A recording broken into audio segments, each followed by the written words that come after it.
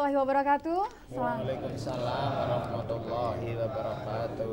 Selamat sore pemirsa di studio juga penonton di rumah. Berjumpa lagi bersama kita berdua, saya Dewi dan juga saya Nina. Tentunya dalam acara Sampean Sinten. Oke, sebuah acara yang mengupas tentang siapapun Anda, dimanapun Anda, apapun profesi Anda, dan apapun pendidikan Anda. Apabila Anda bisa memberikan inspirasi bagi orang di sekitar Anda, kami layak menyebut Anda sebagai inspirator.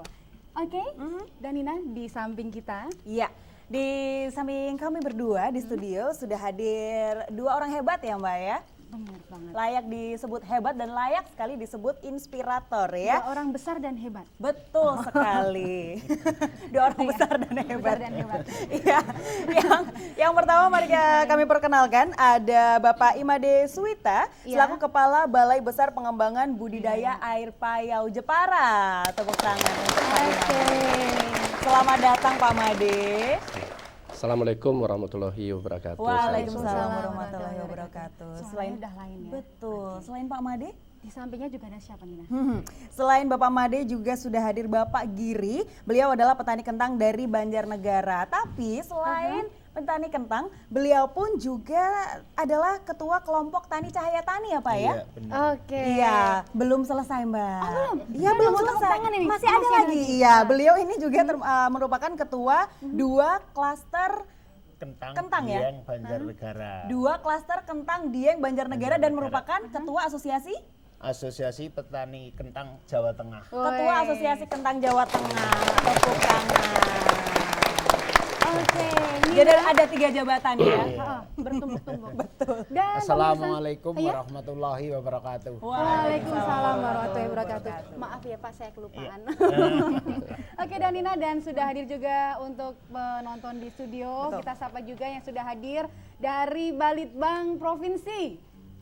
Mana Balitbang Provinsi ya? Balitbang Provinsi. Oh, di barisan belakang ya. Oke, kemudian yang Kemudian yang biru-biru ini tentu saja dari Balai Besar Pengembangan budidaya Air Payau ya. dari Jepara. Dari Jepara nih.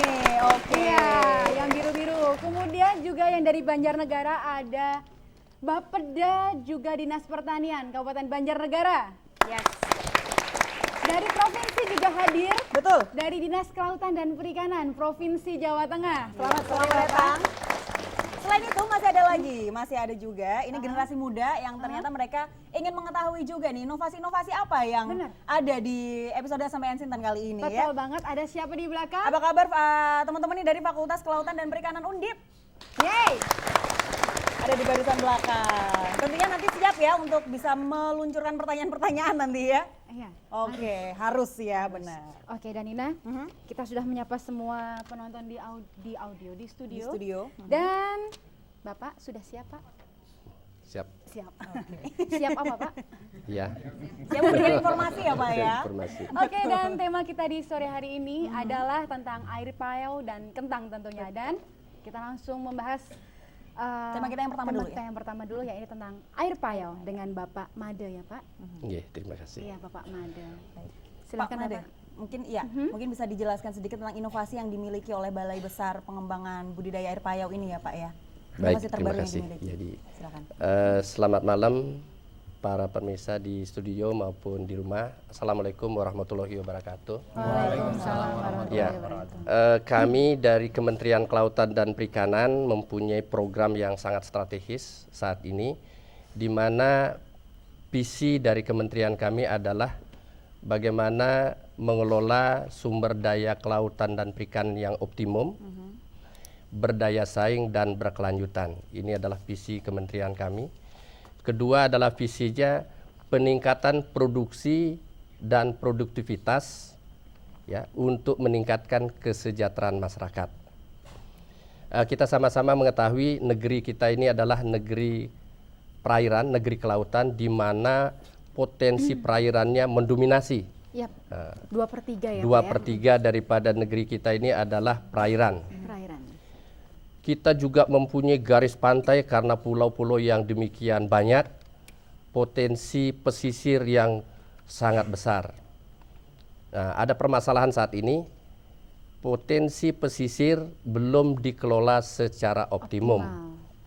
Sehingga sebagian masyarakat kita yang bermukim di pesisir masih memprihatinkan.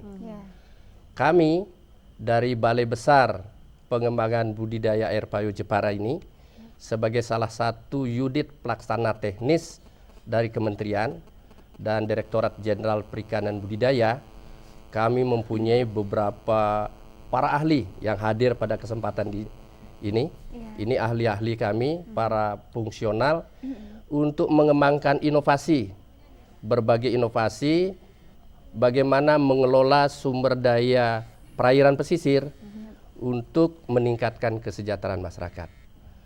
Nah, kami kebetulan tahun ini khusus di Jawa Tengah ada program khusus nih dalam rangka mengoptimalkan pemanfaatan potensi tersebut.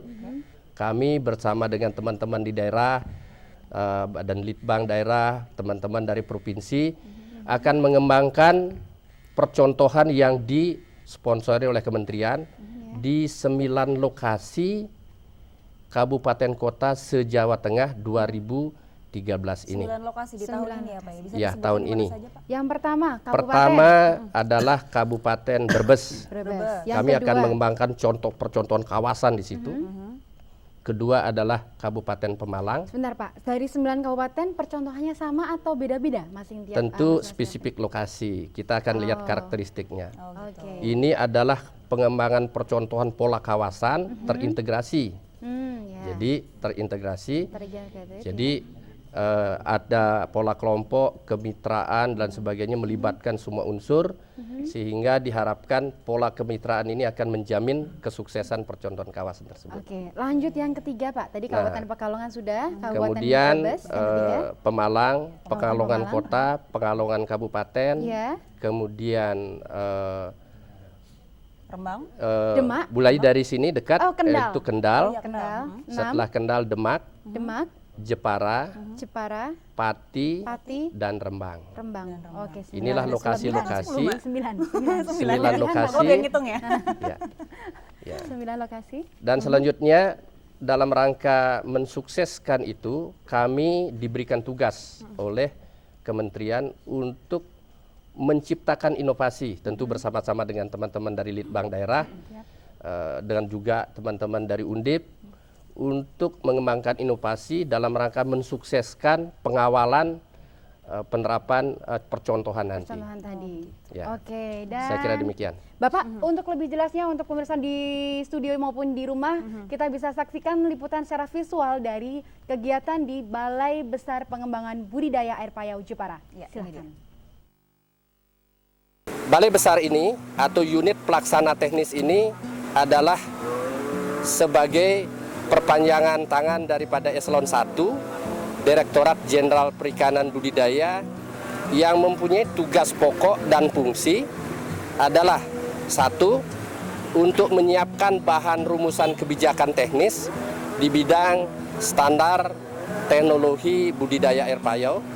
Yang kedua, mempunyai tugas dalam rangka melayani kegiatan teknis atau pelayanan teknik yang dibagi beberapa kegiatan.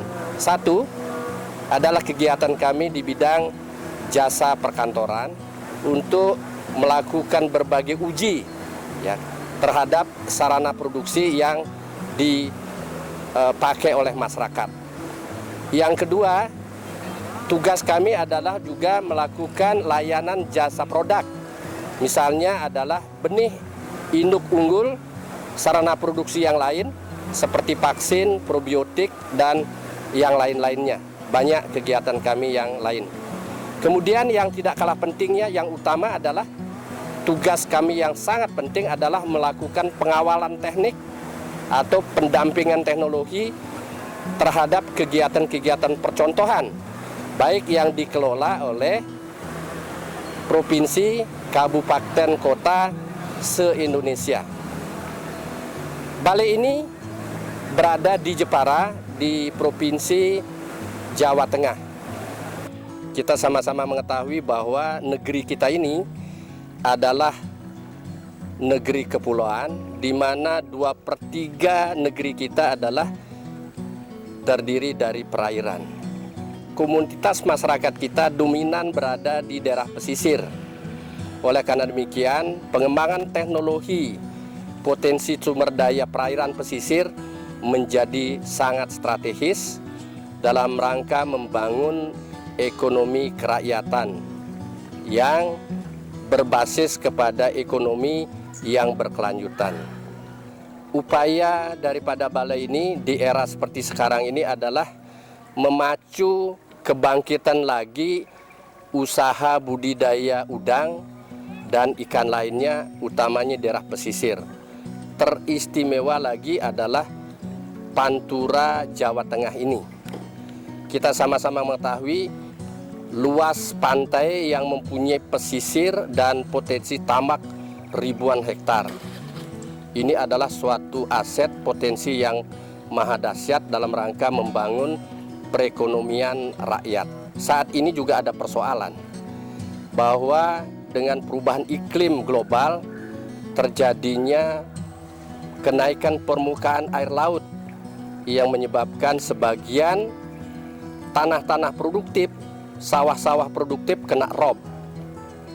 Oleh karena demikian menjadi tanggung jawab kita sekalian juga untuk mencari terobosan, mengembangkan inovasi dalam rangka mengatasi persoalan tanah-tanah masyarakat yang kena rob. Balai Besar Budidaya Air Payo Jepara ini telah berhasil mengembangkan inovasi teknologi untuk mengatasi persoalan-persoalan tersebut. Salah satu yang kita kembangkan adalah mengembangkan inovasi teknologi budidaya udang Paname dengan teknologi sangat sederhana, memelihara udang cukup dengan waktu lebih kurang 50 hari saja. Jadi target produksi adalah sekitar size 100 atau 150, sehingga harga jual diperkirakan rata-rata sekitar 25 sampai 27 ribu per kilo. Biaya produksi sekitar 12.000 sampai 15.000, sehingga mempunyai potensi keuntungan yang sangat menjanjikan, terutama untuk mengatasi lahan-lahan yang kena rob. Di samping teknologi Paname, Balai Besar Budidaya Air Payo Jepara juga mengembangkan komoditas alternatif, yaitu nila salin. Nila yang bisa dikembangkan pada salinitas tertentu untuk dikembangkan di air payau. Dan ini adalah salah satu upaya untuk memanfaatkan potensi lahan-lahan yang sebelumnya kena rob dan menjadi lahan idle, kita bangkitkan kembali untuk menumbuhkan ekonomi kerakyatan. Oleh karena demikian, marilah jaga potensi sumber daya perairan pesisir ini dengan upaya hindari membuang limbah, hindari membuang kotoran yang akan berdampak mengotori, mencemari perairan daerah pesisir yang membuat malapetaka di dalam kehidupan masyarakat pesisir.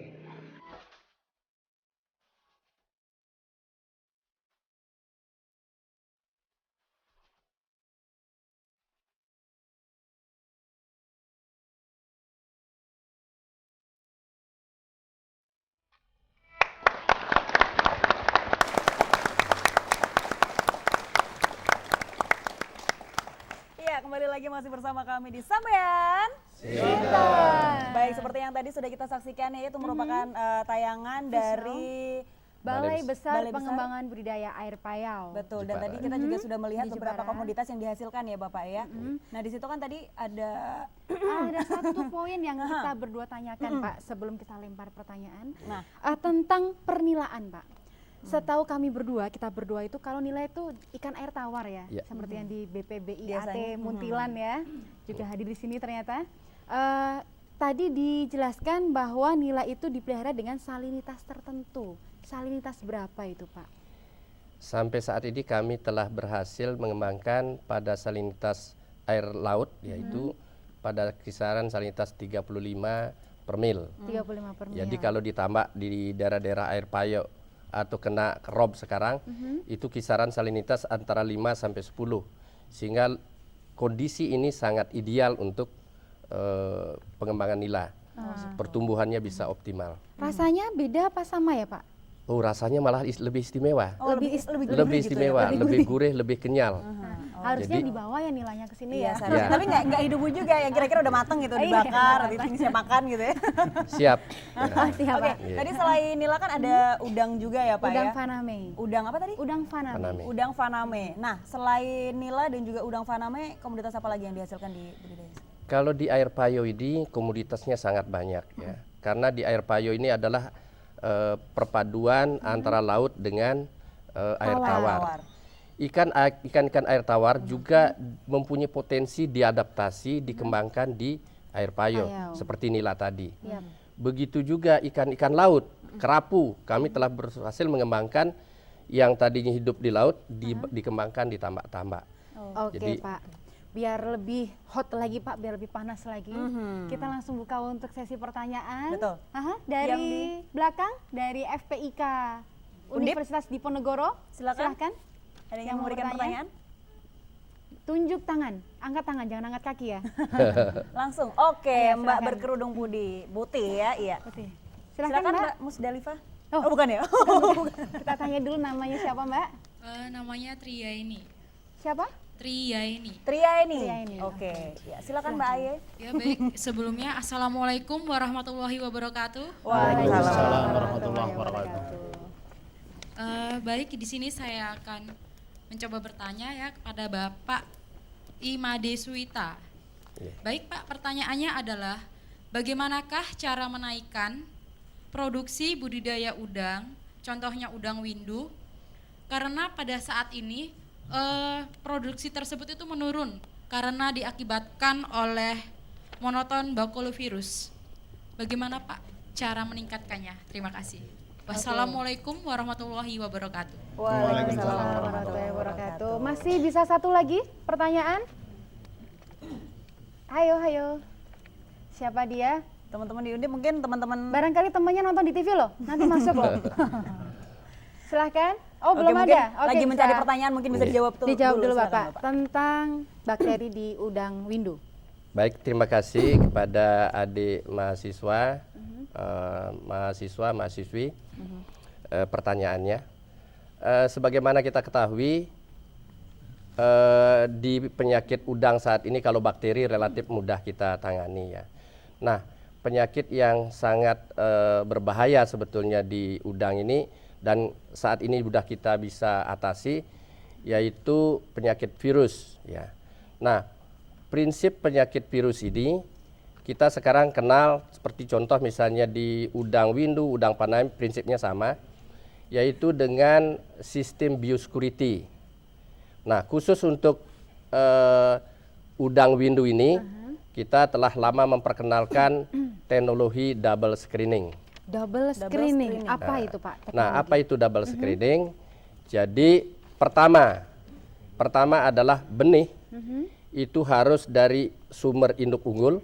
Kebetulan kami telah berhasil mengembangkan induk-induk udang windu dari hasil pemuliaan. Kemudian benihnya itu harus dijamin bebas virus. Nah, teknologi bebas virus ini adalah sistem manajemennya harus manajemen di hatchery kita sebut dengan menerapkan CPIB yang sudah dapat sertifikat tentunya. Cara pembenihan ikan yang baik, itu ada SOP-nya. Nah, selanjutnya setelah benih bagus, sistem pemeliharaan ditambah dengan full biosecurity. Air kita treatment dengan bagus untuk menjamin bebas daripada bakteri dan virus. Yang kedua adalah pengelolaannya. Seluruh input produksi dan orang yang masuk ke lokasi harus steril. Nah, kami undang kepada adik-adik mahasiswa tanggal 28 ini, 28 Maret. ya 28 Maret, kita akan panen udang windu intensif di Jepara. Apa yang dipertanyakan tadi bisa dilihat nanti. Oke. bisa melihat langsung ya Pak ya, luar biasa. Itu berarti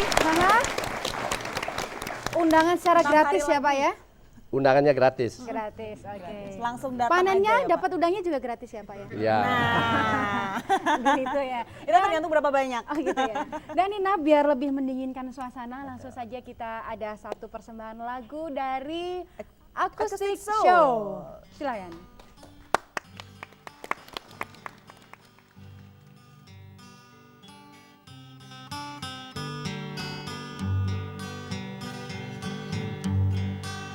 Gundul pacoco gembelengan, gigi wakoko gembelengan, wakung lempang sekali terisak latar, wakung lempang sekali terisak latar.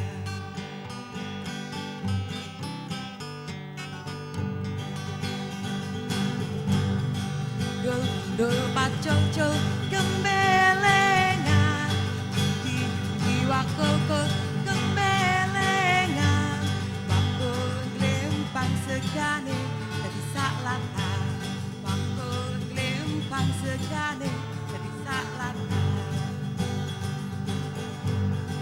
Gundul pacoco gembelengan, yunggi wakoko gembelengan, wakung lempang segane dari sak latar, wakung lempang segane dari sak latar.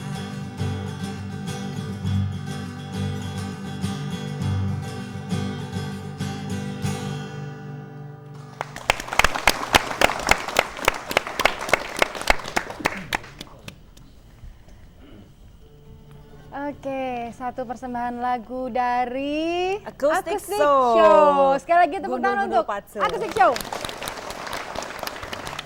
Dan Bapak, Kita lanjutkan lagi ya, Pak kita ya. lanjutkan, tapi sekarang kita ganti ke sebelahnya Bapak. Iya. Yang sepertinya dari tadi tuh Bapak ngantuk apa enggak ya Pak? Setengah Justru ngantuk udah ini, Mbak. udah nggak sabar sebenarnya Mbak ingin menjelaskan gimana caranya bisa mendapatkan kentang sebesar-besar itu. Benar banget. Itu gede banget. Itu buat kalau nampol ini. Oh, bukan. Oke, langsung saja Pak Giri, silakan Iya. mungkin untuk latar belakangnya bisa diceritakan tentang sejarah Bapak bisa menjadi ketua kelompok tani dan lain-lain tadi kepada pemirsa di studio maupun di Iya. rumah. Terima kasih sekali atas waktu yang diberikan. Iya. Assalamualaikum warahmatullahi wabarakatuh. Waalaikumsalam Perkenalkan, nama saya Giri Santoso dari Banjarnegara tepatnya. Saya itu petani kentang, tapi pada waktu sekitar berdirinya kelompok tani Cahaya Tani, sampai sekarang sekitar 5 tahun, Mbak. 5 tahun. Saya berkecimpung, kebetulan saya jadi ketua kelompok tani Cahaya Tani. Dulunya hanya petani. Murni petani ya Pak ya? Untuk produksi, petani produksi, Petani kelompok produksi. tani produksi itu. Terus sekarang sudah 2 tahun ini dikembangkan, ada inovasi daerah yaitu membentuk klaster, Mbak. Klaster, terus akhirnya di dalam klaster itu ada sistem pembenihan, Mbak. Pembenihan Nah, untuk pembenihan. produksi kentang Ah, tentunya ya. produksi kentang pembenihan. Dulu belum ada pembenihan di sini, petani-petani di daerah saya itu yang terutama di Cahaya Tani, anggota-anggotanya itu hanya diapusi. Diapusi sama diapusi siapa oleh Pak? bibit-bibit yang dari lain daerah. Oh gitu. Gitu Katanya kan? bagus, begitu ditanam ternyata hasilnya ditanam, nggak bagus. Kalau akhirnya- bibit itu nggak bisa ngapusi Pak. Yang ngapusin orang-orangnya yang jual Orangnya bibit. itu. Iya benar-benar. Nah, itu. Orang-orangnya itu. Akhirnya saya ada klaster, terus dibentuk klaster. Klaster ini terus mengembangkan bibit pembenihan. Oh iya. Ada yang hidroponik, terus baru-baru ini aeroponik, Mbak. Aeroponik. Mungkin Nah, bisa itu. dijelaskan Pak aeroponik itu. Aeroponik itu pembibitan yang kalau di hidroponik paling keluarnya satu pohon kentang itu paling sekitar 5 sampai 10, tapi di aeroponik 100 lebih. Bentar, Selisihnya hidroponik banyak itu yang dikering ya Pak ya? Iya. Aeroponik yang basah, ditanam bukan di media tanah tapi masih media padat. media padat. Nah, Ah, tapi kalau ini aeroponik. Nah, Media air. aeroponik itu angin Udara. sama udara sama air. Udara sama Terus air. nutrisi itu di air terus disemprotkan ke akar-akarnya. Jadi menggantung gitu ya Pak Iya, ya? gantung seperti apa ya? Kalau buah kokosan itu, Pak. Nah, buah kokosan itu seperti itu. Berarti sistem aeroponik ini bisa bisa dilakukan di mana saja ya Pak ya? Karena kan dia menggantung begitu. Oh iya, itu kalau harus ada screen house, Mbak. Ada screen house. Harus ada screen house-nya, terus nanti itu seperti apa ya? Seperti buat kotak. Kotak terus nanti ada styrofoam digapit itu kan di sini. Iya. Itu umurnya kalau dari apa? Kultur jaringan dari botol itu Mbak, itu asli berarti genol asli buat sendiri gitu kan. Jadi ini jadinya nggak ada yang ngapusi itu kan. Iya. Nah, itu. Meyakinkan ya Nah, Pak ya, akhirnya bikin meyakinkan sendiri. Dan akhirnya Terus akhirnya ini ditanam Jadi seperti lah. hasil ini Mbak, Oke. kentangnya ini. Saya ambil satu Nah ya. ini. Awas Mbak. iya ya, Pak, tolong diambilkan ya Pak. Ya, nih. Saya kalau mengambil Ini ke sana takut saya bawa kentang pulang ini soalnya.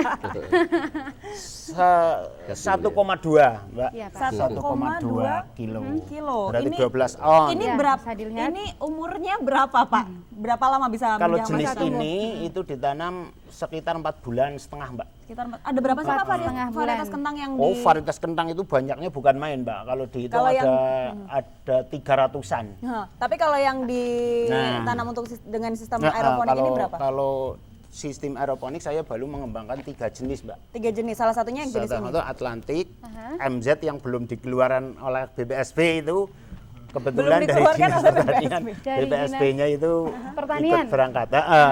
Itu. Belum dikeluarkan Pak ya? Belum, terus Tapi sudah gradual. dikembangkan. Sudah dikembangkan ini. Contohnya tapi ini. sudah dikembangkan. Sudah dikembangkan semua tapi belum launching.